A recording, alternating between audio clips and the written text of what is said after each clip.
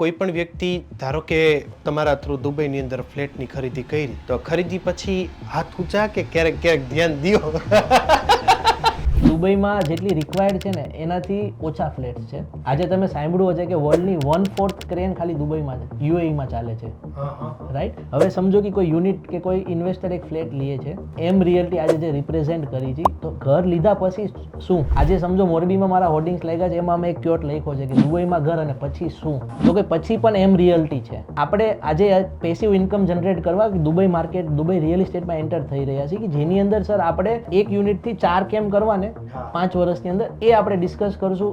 એ રસ્તો આપણે સારો પાથ ચૂઝ કરશું, એના પર આપણે ચાલવાનું છે. કહી શકો કે આજે અગર કઈ વસ્તુ અગર મોરબીથી ઇન્વેસ્ટ ત્યાં થઈ રહી છે ને, તો અમે એવું સમજીએ છીએ કે આ અમારું જ છે. કાલે એમને સેલ પણ કરવાનું થયું ત્યારે બી અમારી કંપની એમની સાથે છે. કાલે એમને રેન્ટ પર આપવાનું થયું છે, કે કાલે કેવું છે કે ફ્લેટ લઈ લીધા પછી એક ડિસ્કશન થાય કે હવે આ થઈ ગયું, હવે આમ કરીએ તો, કે આના પર આપણે મોર્ગેજ લઈને બીજું કંઈક લઈએ તો. એવરી સ્ટેપમાં એમ રિયલ્ટી તમારી સાથે જ રહેવાની છે. બસ ખાલી વસ્તુ એ છે કે આજે એક બ્રિજ જે બનાવ્યો છે ને, તો અમે ચાહીએ છીએ કે આજે મોરબી વાસીઓ એકવાર એ બ્રિજ પર એક ભરોસો કરીને થોડુંક ચાલે. ખાલી એક ડગલું એ કરે, નવાનું ડગલું અમારે કરવું છે.